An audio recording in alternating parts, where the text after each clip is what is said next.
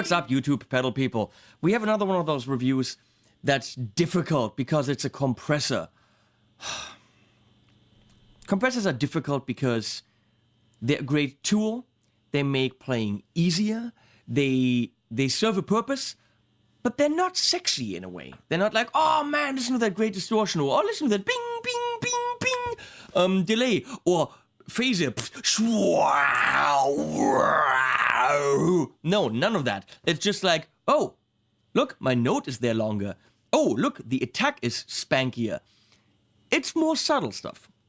So, funny enough, a compressor is what started my channel. I bought a Dynacomp from MXR because I wanted to do some country stuff, and I realized, wait, you need a compressor for that. So my first pedal that I really bought, other than a DS1 and a Yes, Brian, a Metal Zone.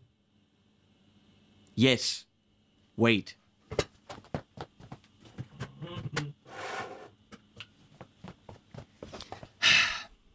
Yes. Right there. I had that for a while. I think I used it 10 minutes and then never again. So, but I bought that Dynacomp. What we're looking at here is the mini ego compressor. Wampler has the ego compressor. Guess what? It's that in mini.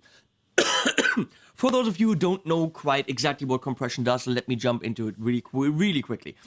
Your signal is very spiky, especially clean stuff. For me, compression is 90% about clean, because drives, and especially tube distortion is compressed anyway.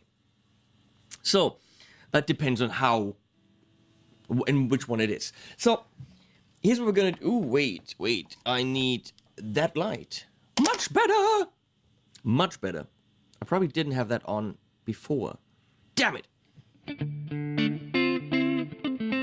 So here's my clean sound going into the Carl Martin Custom Shop 50 right there. I'm going into the Ditto, which we're probably not going to use. Then into the Ego Compressor, the Tumnus, to see how it works with the drive. And then the Silver Spring Reverb by Mad Professor, because it's more fun for the clean sounds with some spring. And then into the Carl Martin, and then into a Torpedo Studio with a 412. So here it is. You have these spikes.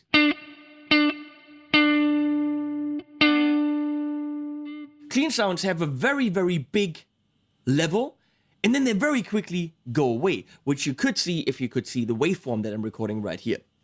So, what if you want to tame that big level, make it a little bit less, then you can raise up the level of everything, and therefore making that sustain part of your note louder.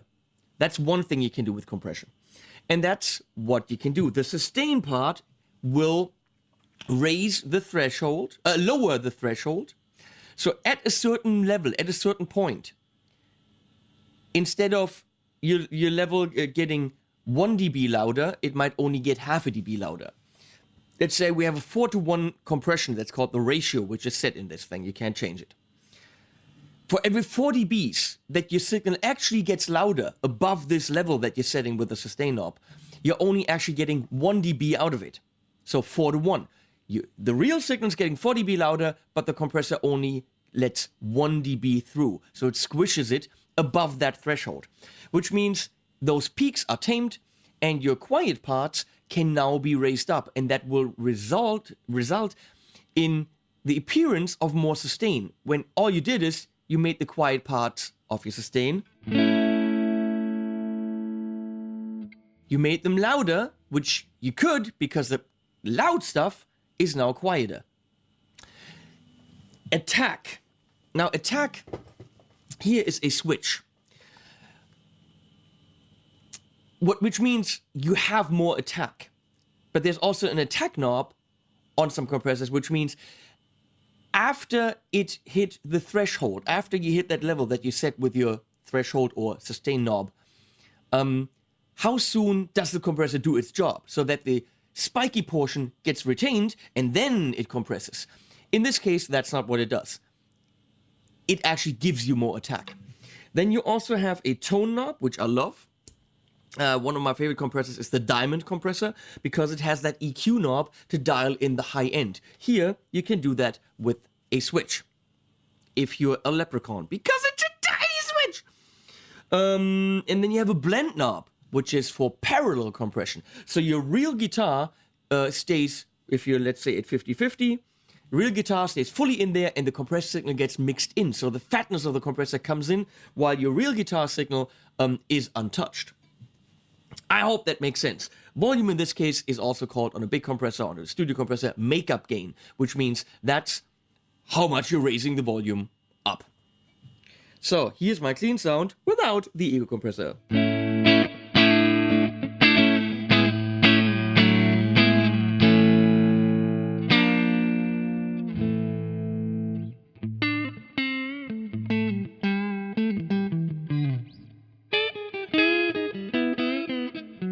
That was a Brad Mason lick played really horribly.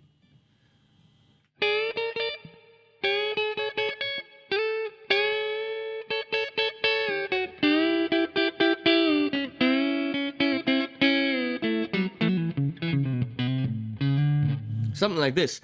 So,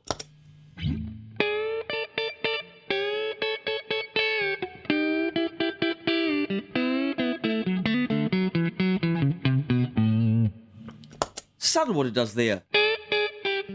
I'm doing this wrong every single time.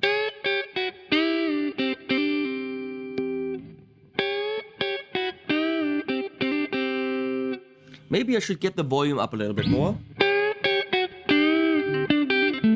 Let's take a single note and listen.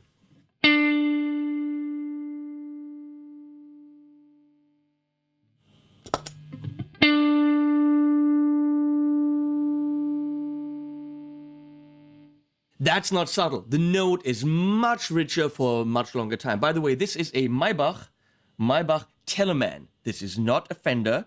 This is a brilliant Maybach, slightly aged T-style guitar called the Telemann. Just to let you know. So, let me dial in only the compression.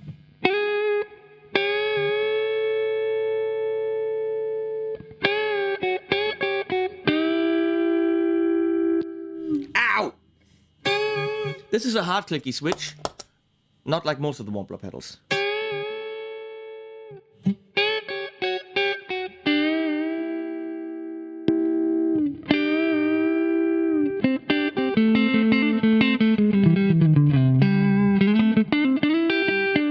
In this setting, it's very ploppy. Okay, you kind of, the notes get somehow rounded off because I think the attack portion is also already being compressed.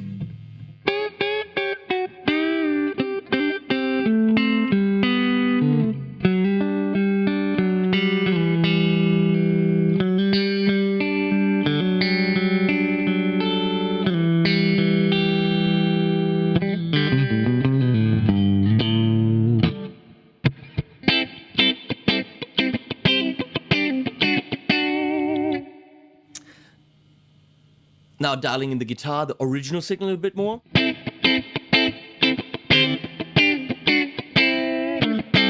Of course, now you have more attack because you're hearing the uncompressed guitar parallel to the compressed signal.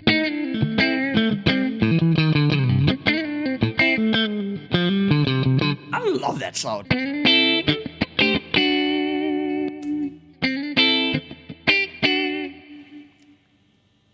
So much fatter with a mini ego compressor.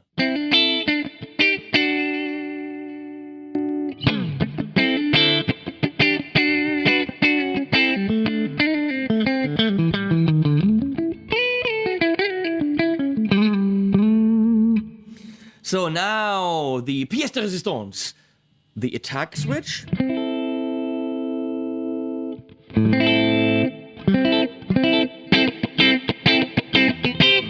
So you have the fatness and you have the spikiness.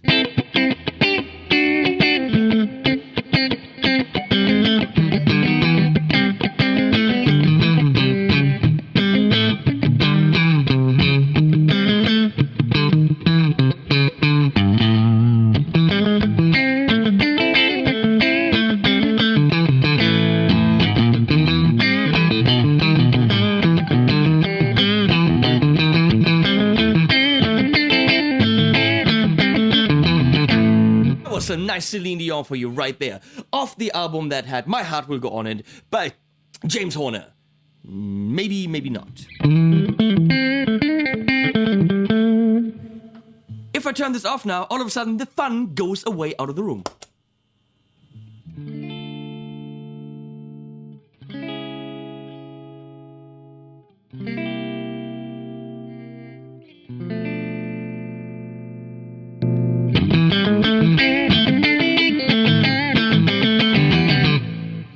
I missed that A. But let's look at some chords like this. I play very subtly, but it's all there. Obviously, you can't play very dynamically because the compressor kills the dynamics. That's the whole idea. Ha ha! Also kills your skill, apparently.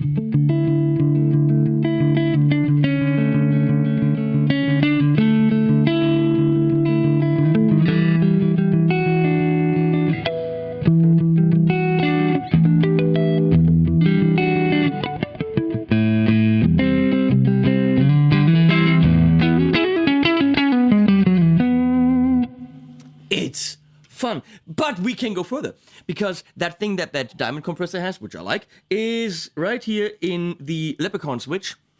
If you have tiny little fingers, maybe you have to have kids or something to operate this thing. You really have to. I have to get in there with my nails, my long female nails. So there you go. Ah, yes.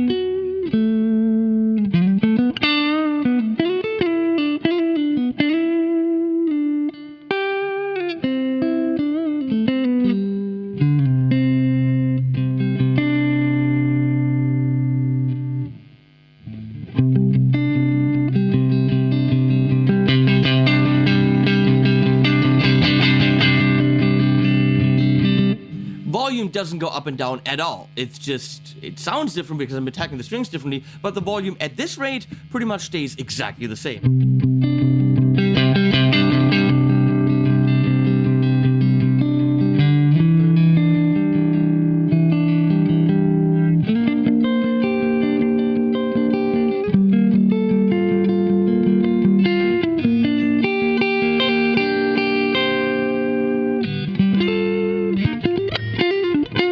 Maybe that's a little bit too much. But for me, tone and attack on, maybe around here, that's just...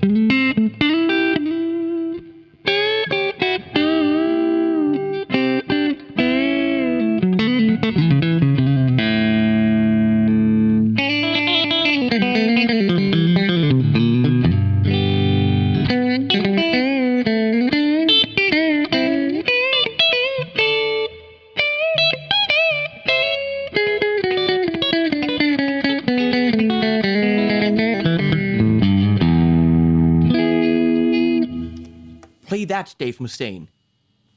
Anyone who follows Wampler knows what I'm talking about.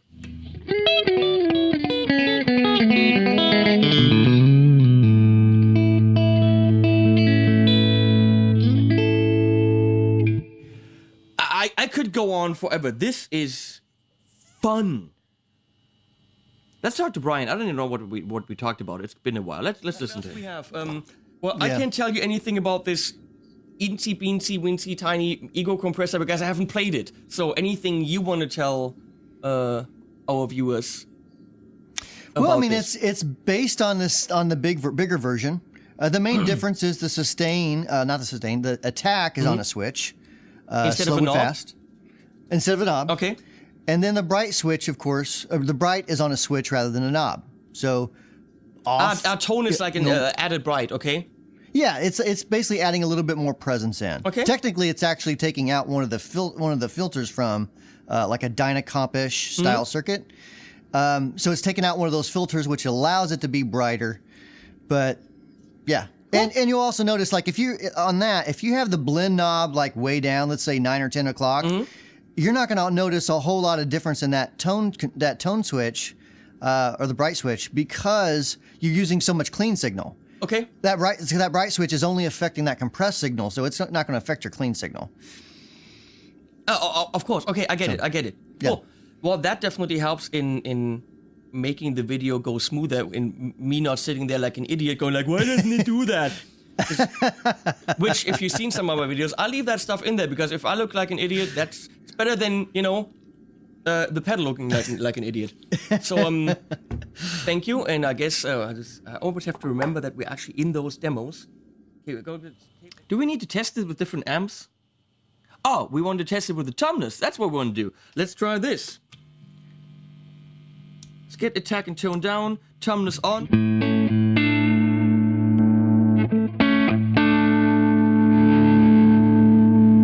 So again, an overdrive already compresses. Let's see how much it compresses without the ego.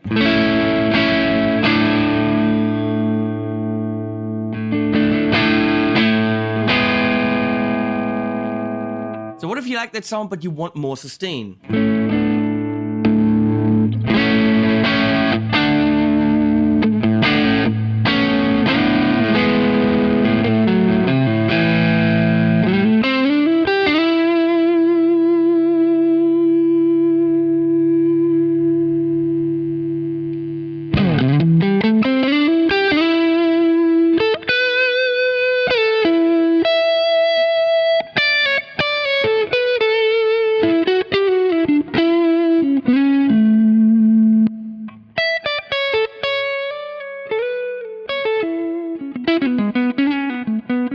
It becomes a whole different beast.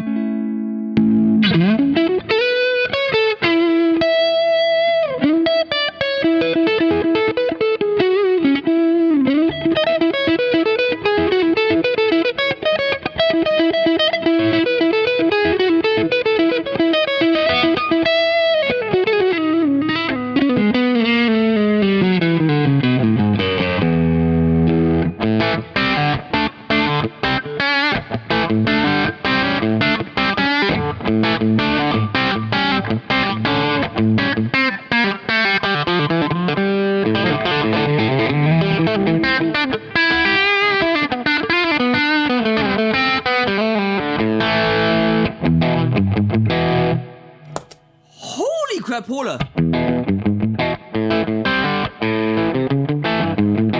That's nice too, but to get some of the time down, less reverb.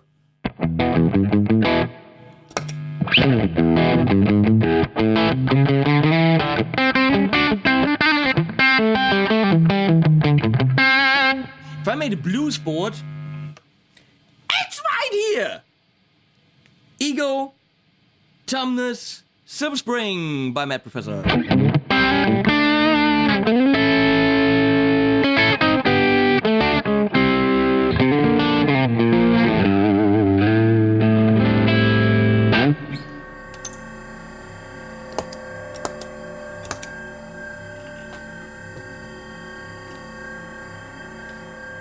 My 2 cents? It's small, doesn't take up a lot of space, which means, small, that's the word that we use for that. And with its attack on-off, tone high-end, on-off, blendability, it's the I always wanted on pedal. With the Tumnus, holy, I'm sorry, fuck-cola.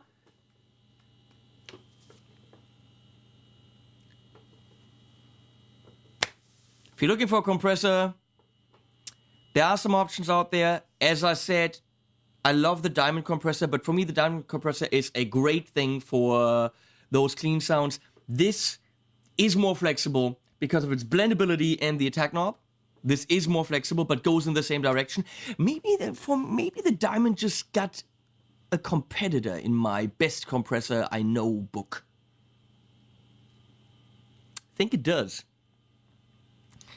And the Wampler is quite a bit smaller and clocks in at a similar price range. So if you're in the market for a compressor, give it a tough look, because holy fuck-cola. Wampler Mini Ego Compressor. Tiny package, big compression.